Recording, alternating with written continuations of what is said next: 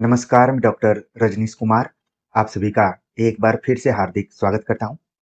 UP, LT, GIC, GDC Hindi 2025 मुख्य परीक्षा के दृष्टिकोण से हिंदी स्वलिखित प्रश्नों की सीरीज पर आप सभी से हम चर्चा कर रहे हैं। प्रिय विद्यार्थियों, अगर आप लंबे समय से जुड़े होंगे तो ये सीरीज आने वाले ईएमआरएस, केबीएस और एनबीएस के टीजीटी, पीजीटी मुख्य परीक्षा के दृष्टिकोण से महत्वपूर्ण है। हमने भले ही यहाँ पर यूपी, एलटी, जीआईसी, जीडीसी लिखा हुआ है, लेकिन अगर आप सभी के पास ईएमआरएस, केबीएस, एनबीएस का सिलेबस होगा तो आपने जरूर देखा होगा। बस उसके शब्दों को लेकर थोड़ा सा यहाँ पर अंतर हो सकता है, लेकिन ये सीरीज आपके मनोबल को बढ़ाने में काफी मददगार हो सकती है। हम पहुंच चुके हैं प्रश्न नंबर 61 के ऊपर। अगर इस 61 को हम देखें तो जिस तरीके से हम अपने मार्कशीट को देखते हैं तो फर्स्ट डिवीजन के कगार पर हम हैं। अगर आपने इन 61 प्रश्नों को अपने नोटबुक में नोट कर लिया होगा तो ये मानकर चलिए कि अब आप इस एग्जाम में लगभग 61% के आसपास में नंबर लाने लायक हो चुके हैं। तो ये तो रही मोटिवेशन की बात, लेकिन आप अपने से बार बार पूछते रहिए कि आप कितनी ईमानदारी से इस सीरीज को फॉलो कर रहे हैं। तो प्रश्न नंबर 61 के अंतर्गत हम बातचीत करेंगे हिंदी व्यंग्य लेखन की परंपरा पर विचार करते हुए हरिशंकर परसाई के निबंधों का मूल्यांकन कीजिए। हरिशंकर परसाई, जब भी आपने सोशल मीडिया को खोला होगा, इधर उधर देखा होगा, तो बहुत सारे कोटेशन हरिशंकर परसाई के माध्यम से सोशल मीडिया पर दिखाई देते हैं। तो आज हम उन्हें हरिशंकर परसाई के निबंधों का मूल्यांकन करेंगे और देखेंगे कि क्या अचानक हरिशंकर परसाई व्यंग्य को अपनाते हैं या फिर इसकी कोई परंपरा रही है, पहले से ही लोग लिखते रहे। आप देखेंगे हर मनुष्य के अंदर ये व्यंग्य शैली मौजूद है। आपने अपने आसपास में भी देखा होगा और खुद अपने अंदर भी आप कभी कभी पाते होंगे कि जो चीजें आप सीधे सीधे नहीं कह पाते हैं उसको आप शब्द शक्ति यानी व्यंग्य के माध्यम से प्रस्तुत कर लेते हैं। तो हरिशंकर परसाई से संबंधित अगर ये प्रश्न आएगा तो आप कैसे लिखेंगे, इसकी शुरुआत आप करेंगे। हिंदी साहित्य के विकास में व्यंग्य विधा की अहम भूमिका रही है। संत कवियों के यहाँ इसे उलटबांसी कहा गया। कबीर की उलटबांसियां प्रसिद्ध रही हैं। आधुनिक काल में भारतेंद्र योगीन निबंधकारों ने इसका खूब उपयोग किया। फलस्वरूप इस काल के निबंध लेखन को हसमुख गद्य कहा गया है। देश, काल और वातावरण को अभिव्यक्त करने में व्यंग्य प्रभावशाली माध्यम रहा है। प्रिय विद्यार्थियों, अगर इस पहले पैराग्राफ को कोई भी एक्सपर्ट पढ़ेगा तो तुरंत अनुमान लगा लेगा कि जो भी विद्यार्थी ने लिखा है उसने व्यंग्य की परंपरा को बहुत अच्छे से समझा है। आपने इस पैरा में बता दिया कि व्यंग्य जो है अब वो कोई नई विधा नहीं है, बल्कि इसका प्रयोग हिंदी साहित्य के अंतर्गत संत कवियों ने शुरुआत की इसकी, उसके पहले भी हो सकती है। और उसको उस जमाने में व्यंग्य नहीं कहा जाता था बल्कि उलटबांसी कहा जाता था। आपने अपने आसपास में जरूर सुना होगा कि जब कोई बात कोई व्यक्ति कहता है तो लोग बोलते हैं कि वो उल्टा ही बोल रहा था। वो उल्टा नहीं बोल रहा था बल्कि व्यंग्य का प्रयोग कर रहा था। और इस उलटबांसी को का प्रयोग सबसे ज्यादा अगर किसी ने किया तो वो कबीर दास के यहाँ ज्यादा रहा। और आप देखेंगे कि हरिशंकर परसाई के ऊपर कबीर का बड़ा रोल रहा है। आगे हम बात करेंगे तो कबीर से काफी प्रभावित रहे और ये उलटबांसी आधुनिक काल में आकर व्यंग्य के रूप में प्रसिद्ध हो जाती है।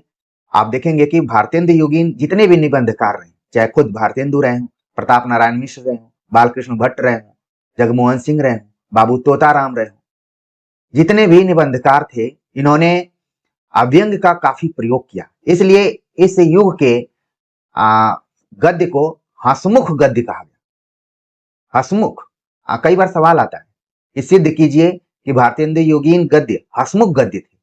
तो कारण था कि उस समय हम सभी गुलाम थे और सही सीधे सीधे बात नहीं कर सकते थे, तो उसको हंसी में, कई बार आपने देखा होगा कि गंभीर बातों को भी लोग हंसी में बोलते हैं कि मैं हंसी में बोल रहा था, लेकिन वो कहीं ना कहीं वास्तविक होती है। तो व्यंग्य का प्रयोग देश, काल और वातावरण, कैसा उस समय का परिवेश है, उस समय का समय कैसा है, वातावरण कैसा है, उसको हम व्यंग्य के माध्यम से प्रस्तुत करते हैं, अपनी बात भी कह देते हैं और सामने वाला उस चीज को समझ भी जाता है। जैसे बिहारी लाल का एक दोहा आप लोगों ने पढ़ा होगा, आज जो उसने उन्होंने इसके लिए जय राजा जय सिंह के लिए लिखा हुआ था। ठीक है, कि नहीं पराग नहीं मधुर मधु नहीं विकास ही काल, ये दोहा उन्होंने लिखा हुआ था। आप देखेंगे कि व्यंग को अन्योक्ति के रूप में भी आप देख सकते हैं। अगर अलंकार के दृष्टिकोण से देखें तो उसके रूप में भी देख सकते हैं। तो पहला पैराग्राफ आपको आराम से इसी तरीके से लिखना है। हमने थोड़ा सा वक्त इसलिए लिया कि आपका कॉन्सेप्ट क्लियर हो। लिखने के लिए तो आप कुछ भी एग्जाम में जाकर लिख सकते हैं, और आमतौर पर जितने भी परीक्षार्थी एग्जाम हॉल से बाहर निकलते हैं सभी का पेपर अच्छा हुआ रहता है। लेकिन जब कट ऑफ जारी होता है, रिजल्ट आता है, तो जो मेहनत किया रहता है उसी का नाम रहता है। आगे आप लिखेंगे, आजादी के बाद व्यंग शैली को विधा के रूप में प्रतिष्ठित करने वालों में हरिशंकर परसाई का नाम अग्रणी है। यानी कि जो व्यंग पहले शैली के रूप में था, वो अब विधा के रूप में हो गया। खासतौर से आप देखेंगे कि व्यंग किसी एक विधा में नहीं है, वो निबंध में प्रमुख रूप में हो सकता है, लेकिन आप कहानी में भी देखेंगे, उपन्यासों में भी कई जगहों पर इसका घालमेल है, समावेश है। तो हरिशंकर परसाई ने इसको एक विधा के रूप में जो पहचान दी साहित्य में, वो हरिशंकर परसाई ने दी। अब वे हिंदी के उन गिने चुने लेखकों में शामिल हैं जिनको खूब पढ़ा गया है। जैसा कि हमने शुरू में ही कहा कि हमने पाठकों के बीच में तो देखा ही, सोशल मीडिया इत्यादि पर भी, जैसे शिक्षक दिवस आ जाए या फिर नागपंचमी आ जाए, ठीक है, तो इनके कथन, कुछ कोटेशन हमेशा वायरल होते हैं। तो इसलिए ये पाठकों के बीच में हमेशा चर्चित रहे। उनके साहित्य लेखन का विस्तार परिवार से लेकर संसार तक की समस्याओं तक फैला हुआ है। हरिशंकर परसाई ने छोटे छोटे विषयों को भी केंद्र में रखा और बड़े बड़े विषयों को भी केंद्र में रखा। जैसे एक उनका निबंध आप पढ़ेंगे, चूहा और मैं। ठीक है, ये मुझे याद है कि जब जेएनयू में फॉरेन लैंग्वेज के विद्यार्थियों को मैं फंक्शनल हिंदी पढ़ाया करता था, तो उनके सिलेबस में था चूहा और मैं। तो परिवार से लेकर संसार तक, संसार की जितनी भी चीजें उन्होंने विषय के रूप में रखा। परसाई अपने लेखन से पाठकों पर गहरा असर छोड़ते हैं।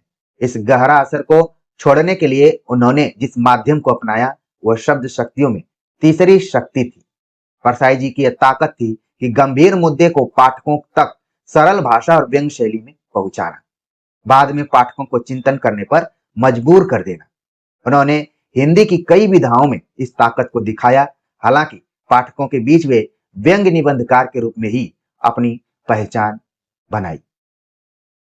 आगे आप लिखेंगे कि उनके प्रमुख निबंध संग्रहों में, जैसे उनके दिन फिरे, पगडंडियों का जमाना, सदाचार का ताबीज, शिकायत मुझे भी है, ठिठुरता हुआ गणतंत्र, अपनी अपनी बीमारी, वैष्णवन की फिसलन, विकलांग श्रद्धा का दौर, भूत के पांव पीछे, बेईमानी की परत, सुनो भाई साधो, तुलसीदास चंदन घिसे, कहत कबीर। हमने बताया कि कबीर पर काफी प्रभाव, कबीर का प्रभाव इनके ऊपर बहुत है। हंसते हैं रोते हैं, तब की बात और थी, ऐसा भी सोचा जाता है, पाखंड का अध्यात्म, आवारा भीड़ के खतरे आदि प्रकाशित हो चुके हैं। अगर इनके निबंधों की बात करें तो जैसे आपके दिमाग में आया होगा कि इतने निबंधों को कैसे याद कर सकते हैं, तो जो मेन निबंध है, खासतौर से पगडंडियों का जमाना, सदाचार का ताबीज, ठीक है, ठिठुरता हुआ गणतंत्र, वैष्णव की फिसलन, विकलांग श्रद्धा का दौर, ये सब जरूर आप ध्यान में रखिए। तुलसीदास चंदन घिसे, कहत कबीर, तो ये निबंध संग्रह रहे हैं। जितना आप ज्यादा याद रखेंगे उतना सही रहेगा।